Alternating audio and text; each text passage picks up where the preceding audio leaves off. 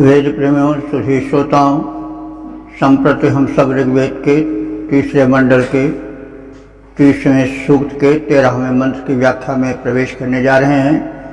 मंत्र दृष्टा ऋषि विश्वामित्र गाथिन, देवता इंद्र और छंद त्रिष्टुप है।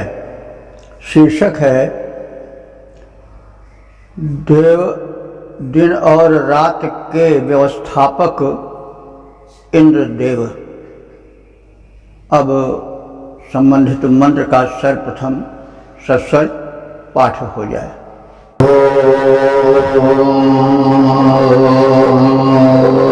यद्रक्षन्त उषसो जामन् भक्तोर्विवस्वत्यामहि चित्रमनेकम् विश्वे जानन्ति महिना यदादादिन्द्रस्य कर्म सुकृता पुरोणि। इस 13वें मंत्र में इंद्र की महिमा का कथन है और उन्हीं की व्यवस्था के अनुसार दिन होता है और दिन होने पर निरंतर महान कार्य प्रारंभ हो जाते हैं। तो इसी भावना को व्यक्त किया गया है।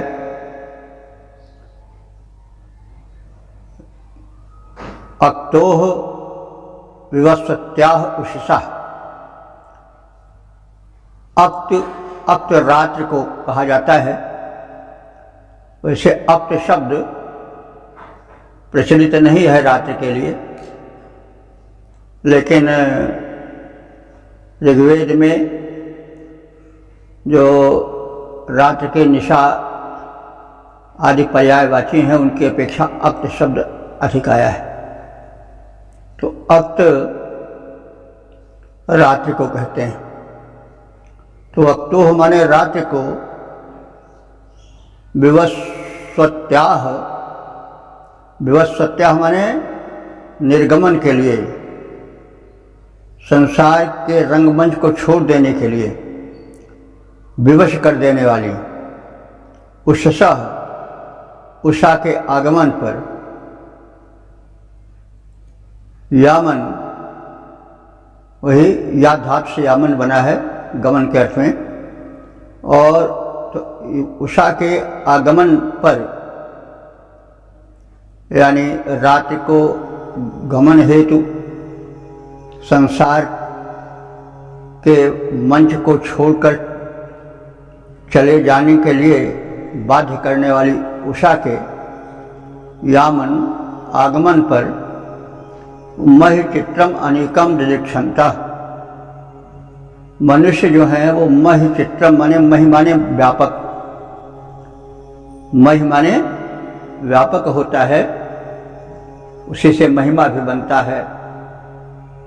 और महि शब्द या मही शब्द भी बनता है। इस समय ज़्यादातर प्रचलित है महि या मही शब्द पृथ्वी के लिए, लेकिन प्रत्येक शब्द किसी वैशिष्ट्य को व्यक्त करने के लिए निश्चित होते हैं या उनका नामकरण किया गया।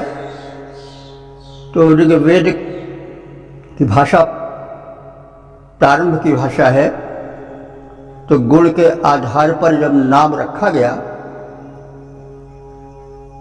तो उस समय महि व्यापकता के अर्थ में जाना गया।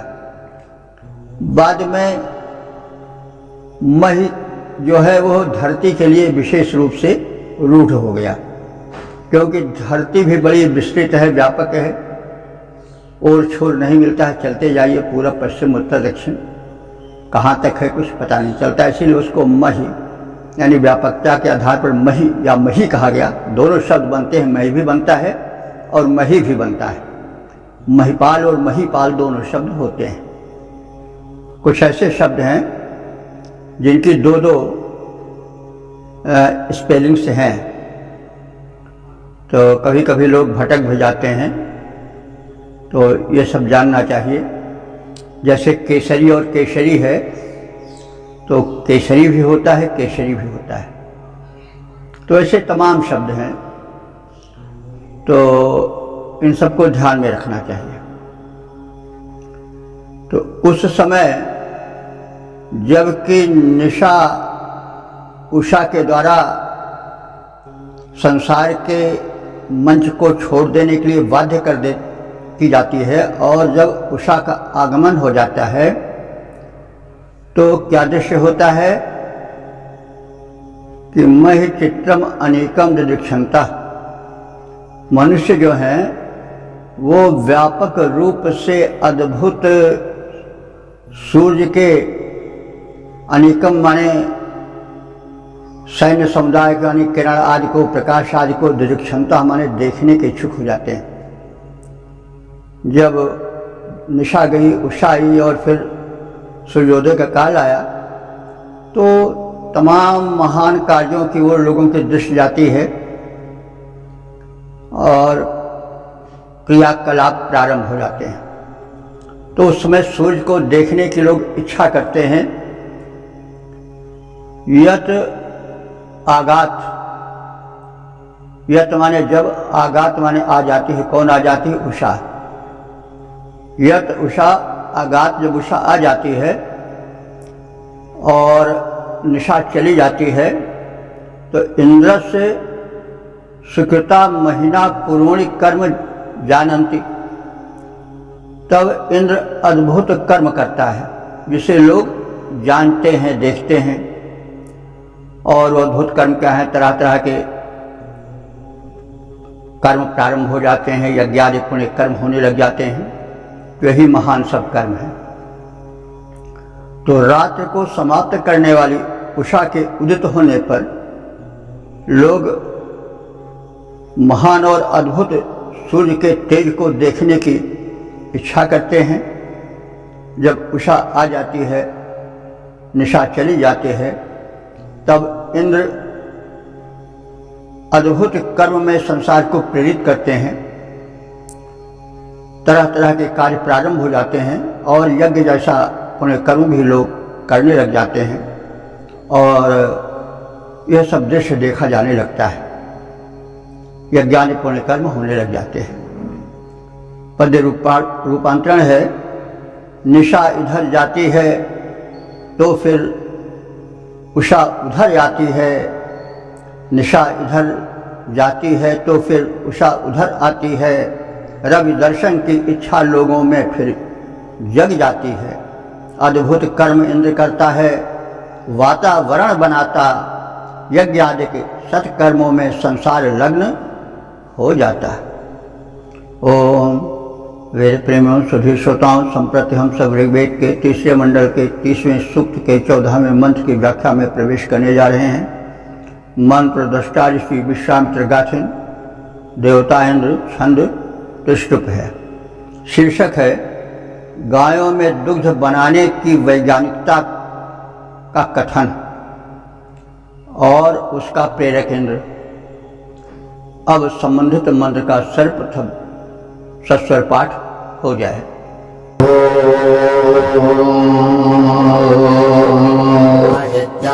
निहितं भक्षणा स्वामापक्वञ्जरति बिभ्रति गौः विश्वं स्वात्मसम्भृतमुत्सृजा आजान्यच्छेमिन्द्रो अदधात् भोजनाय। इस 14वें मंत्र में इंद्र की चमत्कारिक शक्ति का कथन है कि वे गायों के स्तन में दुग्ध बनाकर संचित कर देते हैं।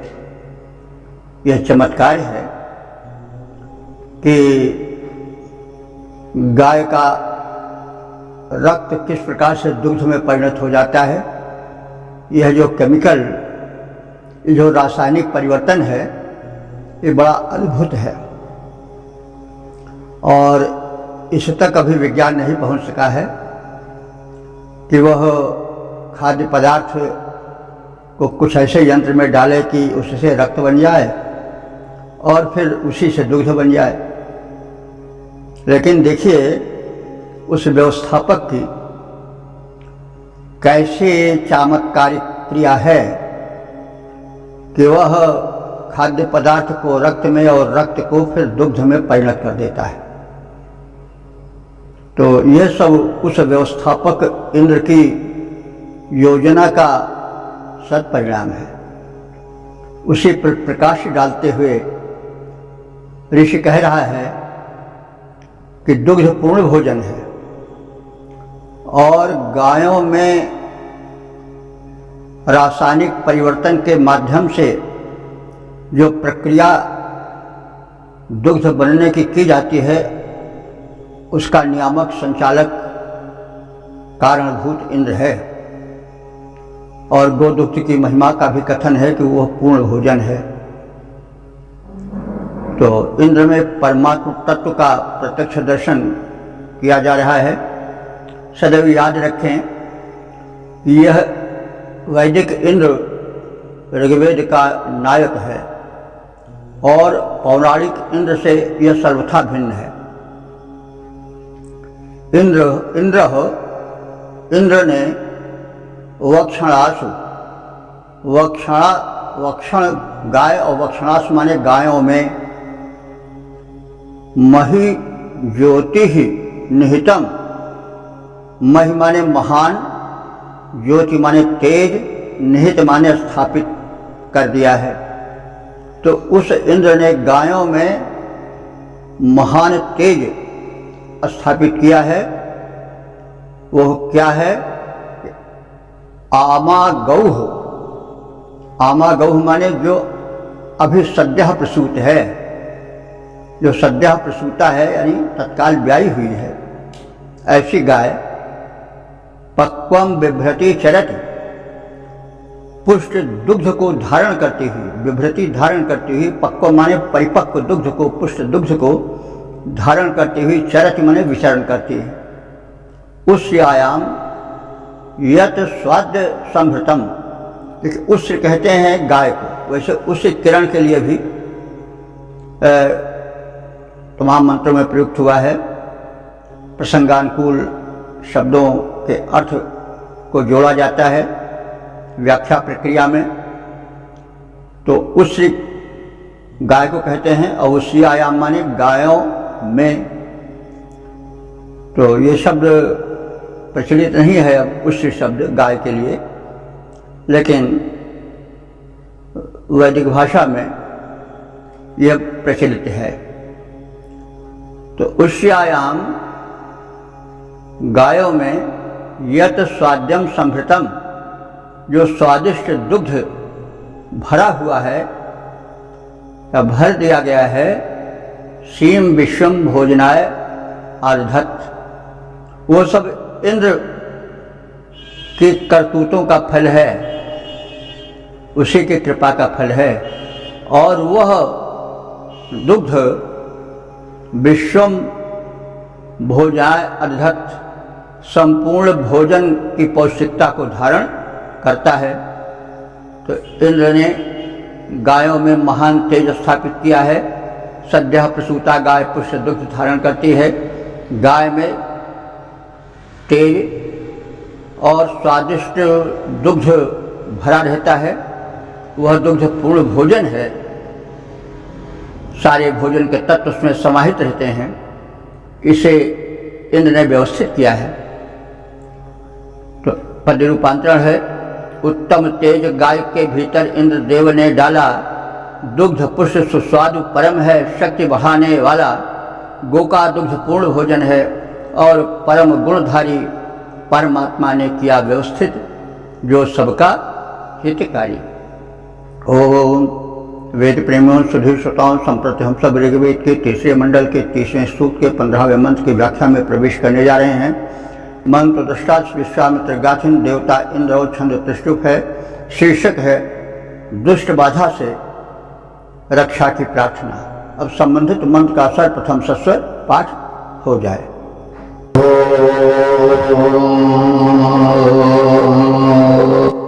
इन्द्रदृश्यजामकोशा अभवन् यज्ञाय शिक्षगृढते सखिभ्यः धर्माजवो अधुरे भामत्या आसो निषङ्गिडो रिपभो हन्ता सह। इस 15वें मंत्र में इंद्र से प्रार्थना की गई है कि वे याज्ञिक आर्यों के प्रगति में बाधक शत्रुओं का नाश करें और उनका पथ यानी यजन कर्म करने वालों का पथ प्रशस्त करें। तो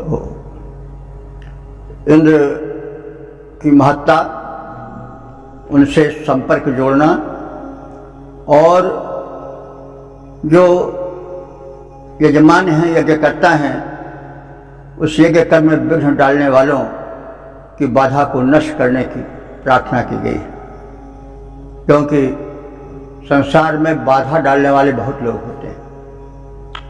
किसी शुभ कर्म में चलिए तो कम ही लोग हैं जो प्रशंसक होते हैं, अधिक लोग हैं जो कि बाधा डालते हैं। वो तरह तरह से बाधाएं उपस्थित की जा सकती हैं। तो बाधा का अर्थ होता है कि बाधते, जो बाधा काम को रोक दे, गति को रोक दे, वो बाधा है। तो जब गति रुक जाएगी तो सत्कर्म कैसे होंगे? तो इसलिए उस परम शक्तिमान से प्रार्थना की जा रही है। यहाँ इंद्र उस भूमिका में है कि आप हमारे सत्कर्म पथ पर आने वाली बाधाओं को दूर करें और जो दुष्ट हैं उनका विनाश करें। तो इंद्र देह्य, हे इंद्र, तुम रक्षण कार्य में दृढ़ता धारण करो, सक्रिय हो जाओ। इंद्र देह्य, हे इंद्र, तुम हम सबके रक्षण कार्य में दृढ़ संकल्पित हो जाओ। क्योंकि याम कोशाह अभुवन, अब याम कोशाह ये शब्द जो है वैदिक शब्द हैं, बड़े प्रारंभ वाले शब्द हैं। याम का हम लोग जो वर्तमान स्वयं जानते हैं, घड़ी पहरात को जानते हैं, अर्थ में याम है, इतना याम या यामिनी, इस तरह से शब्द जानते हैं। तो लेकिन इसकी व्युत्पत्ति इस प्रकार से है कि यान्ति अस्मिन् इति यामः,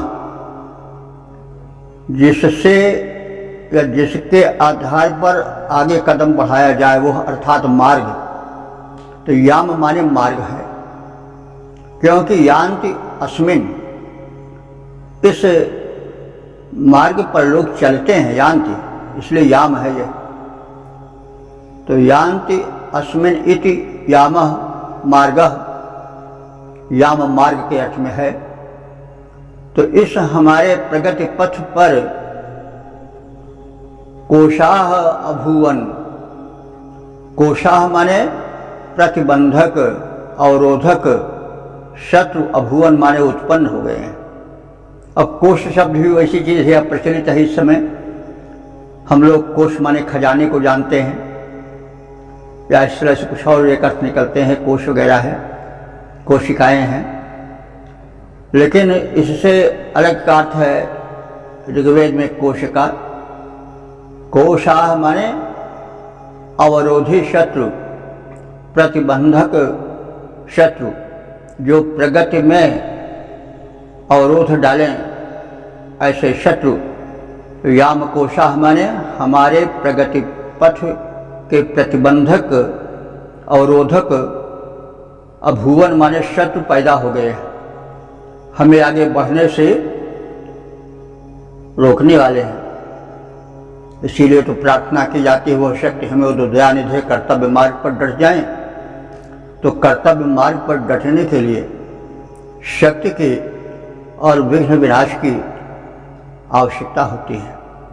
तो इंद्र सर्वशक्तिमान देव है, उससे प्रार्थना की जा रही है कि याम कोशाह अभुवन, स्थिति बताई जा रही है कि हे भगवान, हमारे प्रगति पथ के अवरोधक शत्रु उत्पन्न हो गए हैं। यज्ञाय गिनते सखेभ्यः शिक्ष, और हम जो यज्ञ कर्म कर रहे हैं, शुभ कर्म कर रहे हैं,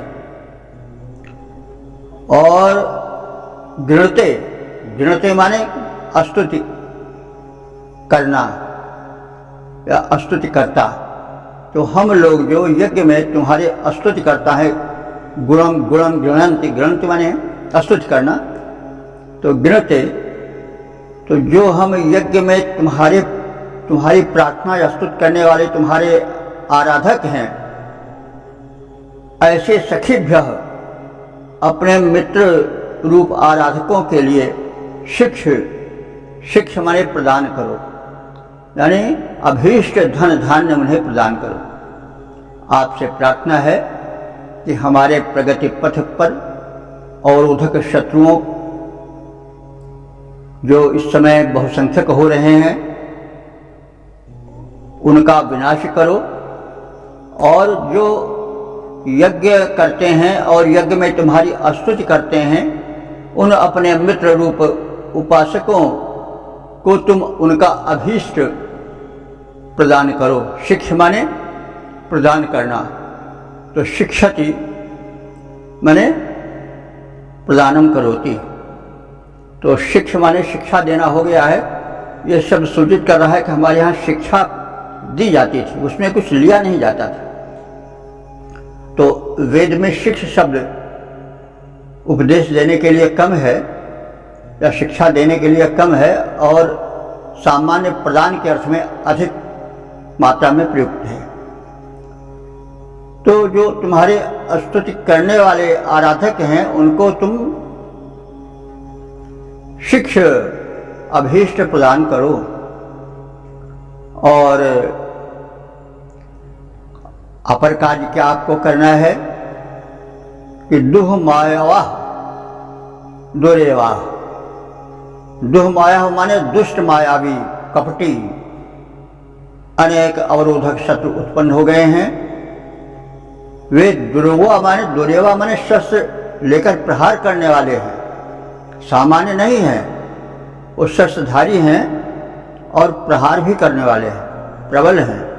और दुहमायवा माने कपटी हैं, छिप करके मिल करके मारने वाले हैं। तो ऐसे हमारे शत्रुओं को जो जिनसे कि हम घिर गए हैं, उनसे हमारी रक्षा करो। और वे शत्रु जो है साधारण नहीं है, निशंग, निशंग कहते हैं जिसमें तीर रखी जाती है, जिसको तरकस कहा जाता है। तो तीर का वार अचूक होता था उस समय।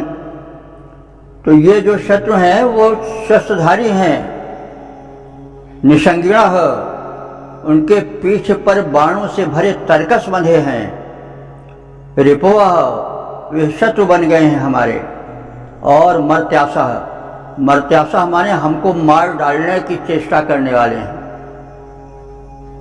ऐसे दुष्ट शत्रुओं के हंत्वासा, हे इंद्र तुम हंत्वास हो जाओ, माने मार डालने वाले हो जाओ, संहारक हो जाओ। तो हे इंद्र, हमारी रक्षा में तुम सुदृढ़ हो जाओ, तत्पर हो जाओ, कटिबद्ध हो जाओ।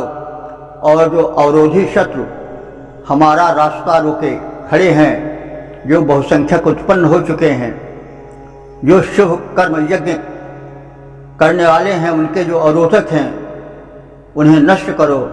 और उन यजन भजन करने वालों को तुम उनके अभीष्ट प्रदान करो।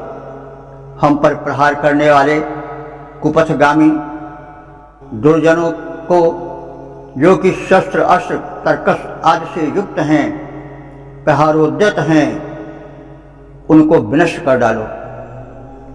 पद्य रूपांतरण है, हे भगवान इंद्र, दृढ़ बन करके अब रक्षा करो हमारी, हैं उत्पन्न हो गए अब अवरोधक अरि दल भारी।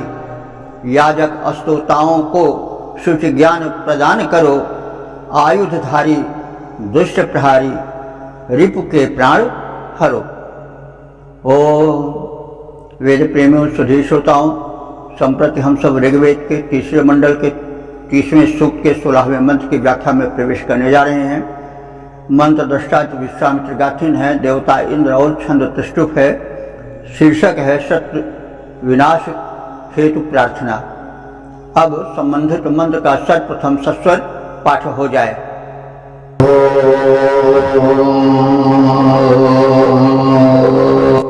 संघोषशृण्वे भवैरवित्रयैर्जहीन्येष्वसनिन्दपिष्ठाम् दृष्टे मधस्ताद्विरुजा सहस्वजहि रक्षो मघवन्दं भजस्व। इस 16वें मंत्र में निकट आ गए शत्रुओं की बाधा से मुक्ति और उन निकट के शत्रुओं को नष्ट करने की प्रार्थना इंद्र से की गई। तो कहा जा रहा है प्रार्थना रूप में कि मघवन, हे ऐश्वर्यवान इंद्र। मघवा इंद्र को कहते हैं, मघवन संबोधन है। मघ माने ऐश्वर्य होता है, धन समृद्धि। तो इंद्र को मघवा कहा जाता है और उसी का संबोधन है मघवन। हे ऐश्वर्यवान इंद्र,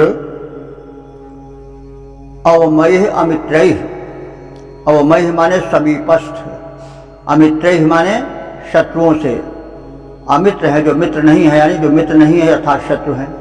तो अमवई है अमित्रैः है, इन समीपस्थ शत्रुओं द्वारा छोड़े गए अस्त्रों का घोषा शब्द संशृण्वे हमें सुनाई दे रहा है।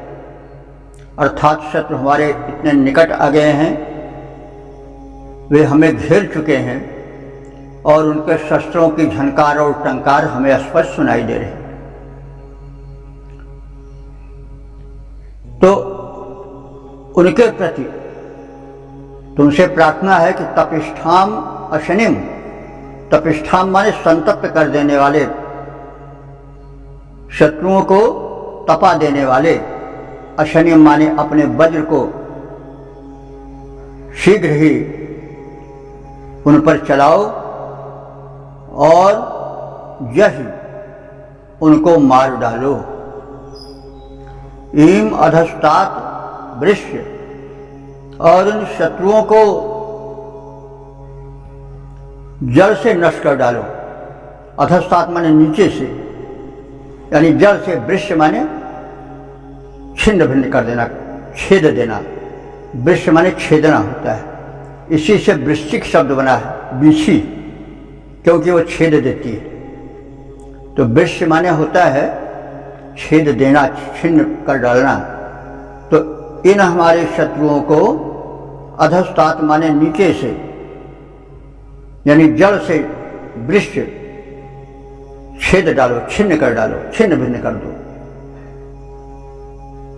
और सहस्र, सहस्र माने परास्त कर दो। विरुद्ध उनके विशेष रूप से पीड़ा पहुंचाओ। और क्या करो कि सहस्र अपने पराक्रम को प्रदर्शित करो और उसके द्वारा उन्हें परास्त करो। रक्षा जह, इन राक्षसों को, जह माने मार डालो। रंधयस्व माने उनको रंध दो, रंध दो माने उनको छिन्न भिन्न कर दो, छील दो, टुकड़े टुकड़े कर दो। तो हे ऐश्वर्यशाली इंद्र, समीपस्थ शत्रुओं के द्वारा छोड़े गए अस्त्रों का शब्द हमें सुनाई पड़ रहा है। वे आक्रमण उद्यत हैं। ऐसे संत्रस्त कर देने वाले शत्रुओं को आप अपने उस वज्र द्वारा नष्ट कर दो जो कि चलता है तो लोगों को संतप्त कर देता है, तपा देता है। इन शत्रुओं को समूल नष्ट कर दो, उन्हें प्रताड़ित करो, बलपूर्वक परास्त करो और मार डालो। तो इसमें देखिए कितनी पीड़ा और आतुरता भरी है। यानी देखिए, यों तो विघ्न रूप में शत्रु भीतर भी तमाम है, काम क्रोध लोभ मद मोह ईर्ष्या द्वेष छल कपट आदि चिंता, ये सब मनुष्य को हमेशा खाई जाती है। चिंता और चिताहु में चिंता बल चित चिता दहत निर्जीव को चिंता जीव समेत। तो वह जो कष्ट पहुंचा वही तो अपना शत्रु है। तो शत्रु तो बहुत है, रोग शोक व्याधि चिंता जड़ता क्या क्या है कुछ कहा नहीं जा सकता। तो ये भी शत्रु हैं, लेकिन बाह्य शत्रु भी बहुत होते हैं। और यदि हम इन मंत्रों में वैदिक युग के इतिहास की झलक देखना चाहें तो भी देख सकते हैं। उस समय आर्य के दो दल हो गए थे। जैसा आप लोग जानते होंगे कि जो आर्य यानी जो देव हैं, जो आदित्य के पुत्र हैं, और जो दैत्य हैं दित्य के पुत्र हैं, अथवा जो दानव हैं धनु माता के पुत्र हैं, ये सब भाई भाई हैं। यानी कश्यप ऋषि इनके पिता थे, माताएं इनकी भिन्न भिन्न थी। लेकिन मतभेद हो जाता है। तो जो आदित्य थे, देववृंद थे, ये यज्ञ के समर्थक थे। ये जीवन को यज्ञ में बनाते थे। जैसा पहले कहा भी जा चुका है कि यज्ञ जो था वो वैदिक युग का प्रधान कर्म था। और यज्ञ धार्मिक कृत्य था, और धर्म के नाम पर लोग जुट जाते हैं।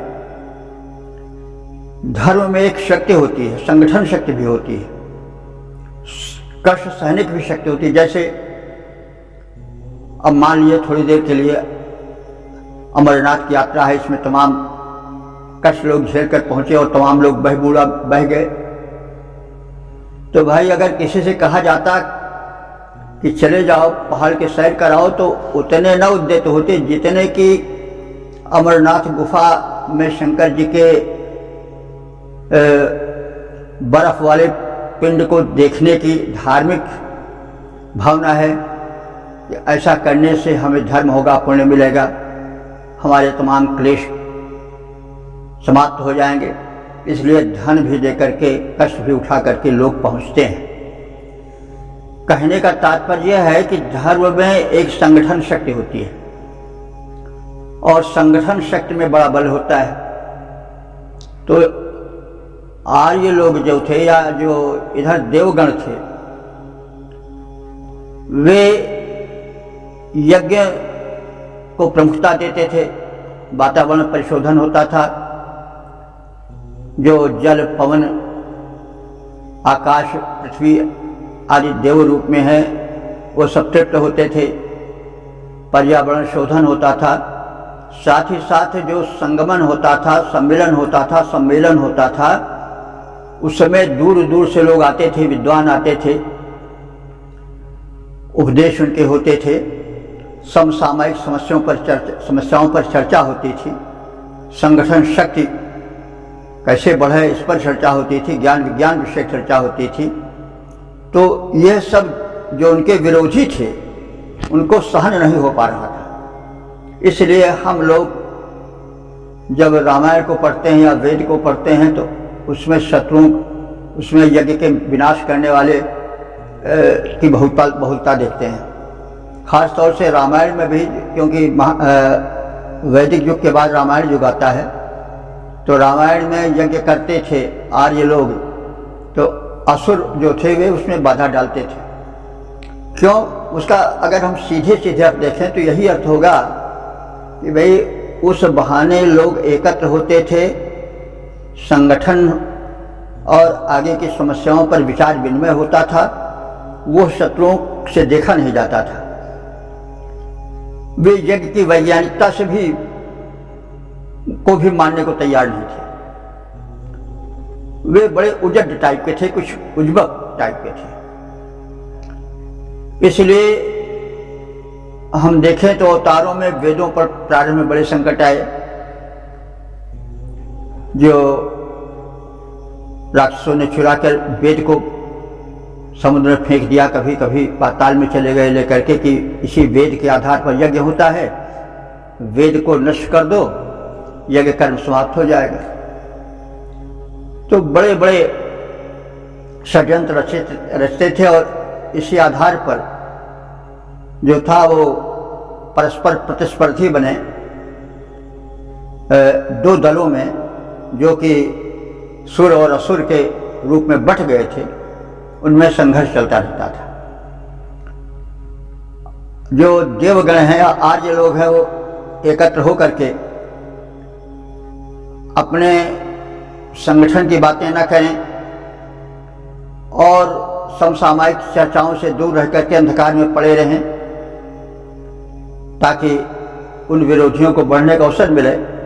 तो इसलिए युद्ध भी होते थे बहुत, क्योंकि मंत्रों में प्राय हमें शत्रु बाधा से मुक्त करो।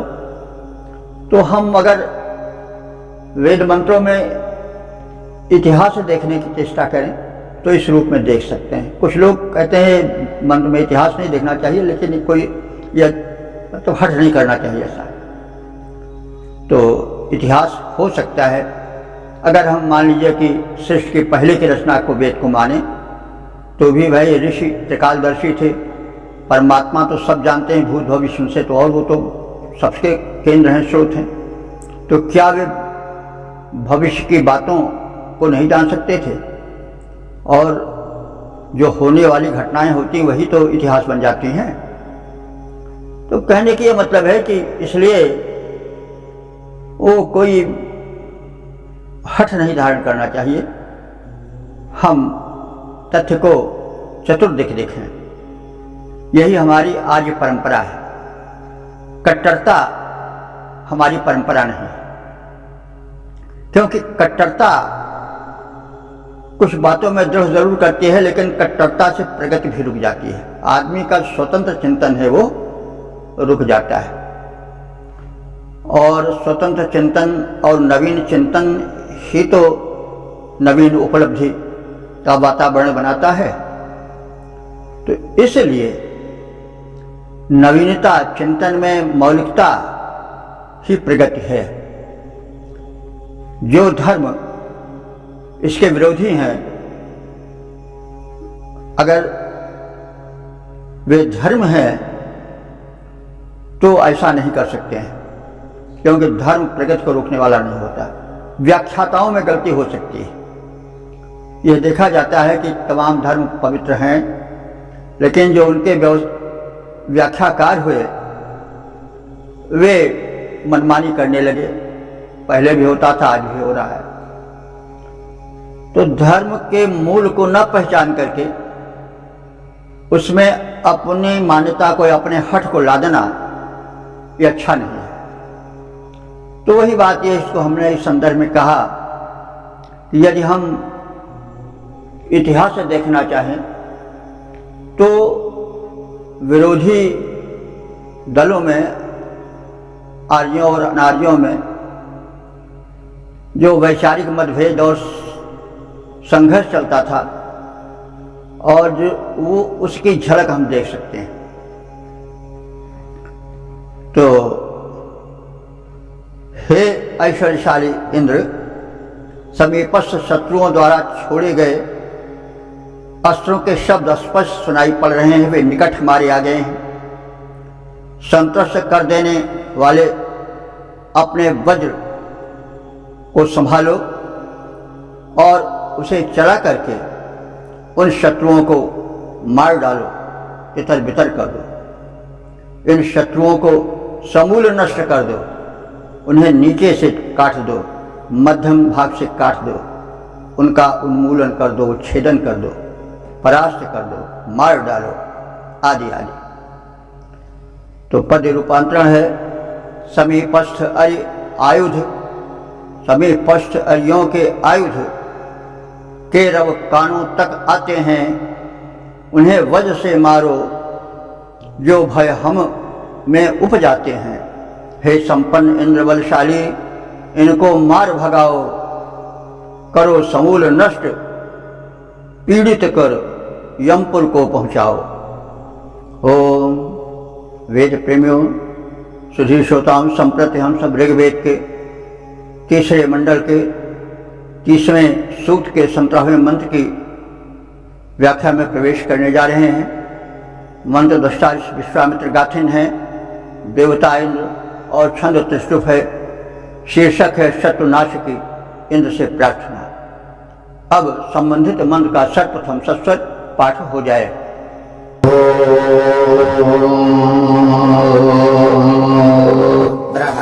सहमोलमिन्द्र भ्रष्टा मध्यम प्रत्यग्रम श्रणेः आकेवतः सललोकम् जगर्थ ब्रह्मद्विषेदवशिं हेतिमस्य।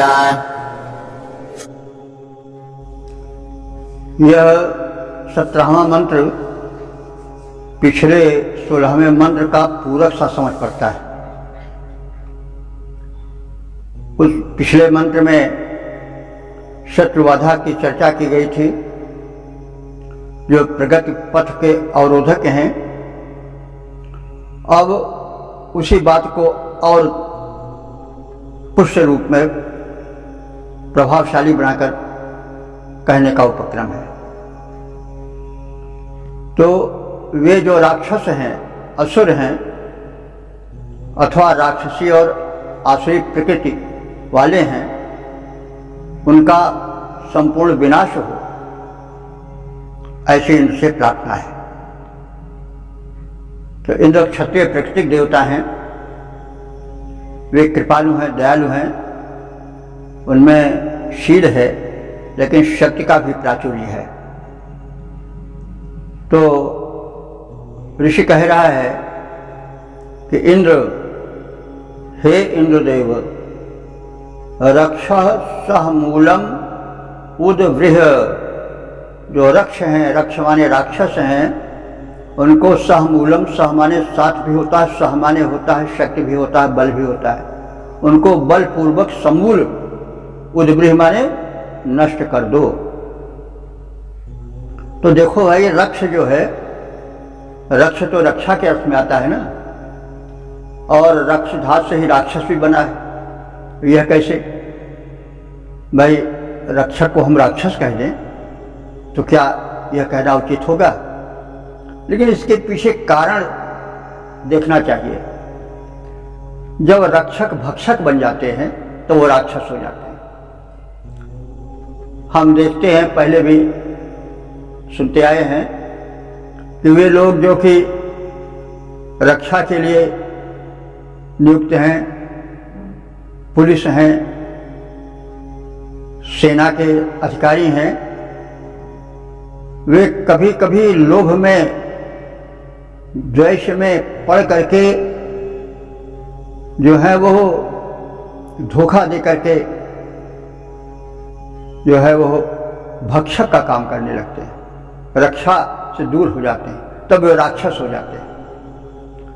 जैसे आप सब जानते होंगे नहीं, या देखते हैं कि तमाम पुलिस वालों से मिल करके गलत काम करने वाले गलत काम करते हैं। तमाम लूट और डकैतियों में और दुष्टों को बढ़ाने में पुलिस वालों का भी हाथ रहता है, यह भी सुना जाता है। उनको मोटी रकम मिली, वे छूट भी दे देते हैं। तो वही वे, यद्यपि वो रक्षा के लिए हैं, रक्ष हैं, लेकिन अब जब वे ऐसा कुकर्म करते हैं तो राक्षस हो जाते हैं। सेना में भी आप देख सकते हैं, आज भी हो सकते हैं ऐसे लोग, लेकिन इतिहास हम देखें तो देखा जा सकता है जो मीर जाफर था, वो नवाब सिराजुद्दौला का प्रधान सेनापति था।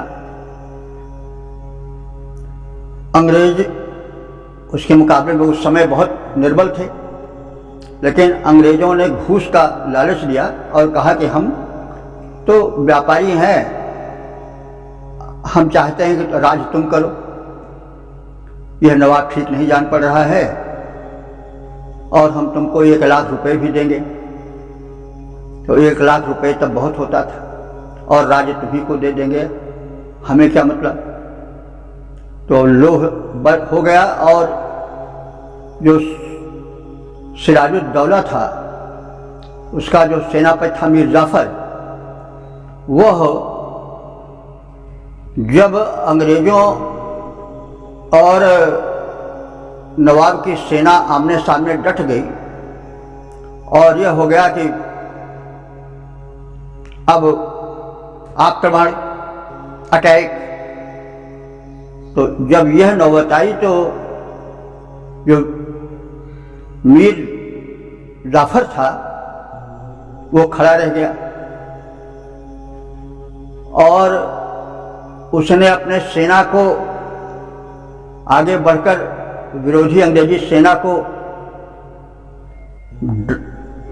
डटकर मारने या भगा देने के लिए आज्ञा नहीं दी। तो भाई जब सेनापति नहीं आज्ञा दे रहा है तो सेना कैसे आगे बढ़ेगी। परिणाम हुआ कि सिराजुद्दौला के समझ में आ गया कि हम किस परिस्थिति में, विषम परिस्थिति में घिर गए हैं। तो हमने कहीं पर देखा इतिहास में कि सिराजुद्दौला ने अपनी पगड़ी उतारी और मीर जाफर के पैरों पर रख दिया कि अब तुम ही हमारे प्राण के रक्षक हो, तुम ही राज्य के रक्षक हो, आज्ञा दो फौज को। लेकिन मीर जाफर कुछ न बोला। तब प्राण भगाने के लिए अपनी ऊँटनी पर चढ़ करके भगा सिराजुद्दौला।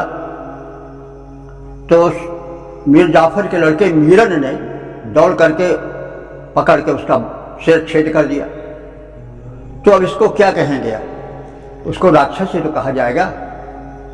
जो रक्षा के लिए था, जो रक्षक भक्षक बन गया, वही उल्टा संहारक बन गया। तो वह रक्ष ही राक्षस है। तो प्रतीत होता है कि पहले आर्यों ने एक दल ऐसा स्थापित किया था जो कि रक्षा करता था, लेकिन वो दल किन्हीं कारणों से लोभ में, दबाव में पड़ करके अपने रक्षा कर्म से दूर हो गया और विरोधियों को विरोध करने का और घुसकर संहार करने का मौका दे दिया। तो फिर उनको राक्षस कहा जाने लगा और फिर राक्षस शब्द रूढ़ हो गया उन लोगों के लिए जो रक्षा करने के लिए होते हैं लेकिन वो रक्षक को करके भक्षक हो जाते हैं। तो ये रक्षधात से व्युत्पन्न शब्द राक्षस के पीछे छिपे हुए इतिहास को जाना जा सकता है। तो अब यहाँ पर रक्ष शब्द कई बार आया है। तो रक्षा समूलम उद्वृह, जो रक्ष हैं यानी राक्षस हैं उनको समूल, उद्वृह माने नष्ट कर दो, उनको मध्यम वृक्ष माने मध्य भाग से, वृक्ष माने काट डालो, छेद डालो। वृक्ष शब्द होता है, वृक्ष माने छेदना, काटना, उसी से वृश्चिक बनता है, बिच्छी, क्योंकि वो भी छेद देती है, डंक मार देती है। तो वृक्ष शब्द मूल है छेद देना, काट देना। तो हे इंद्र तुम उनको मध्य भाग से काट दो और अग्रम प्रति श्रेणी, उनको अग्रभाग से भी काट डालो।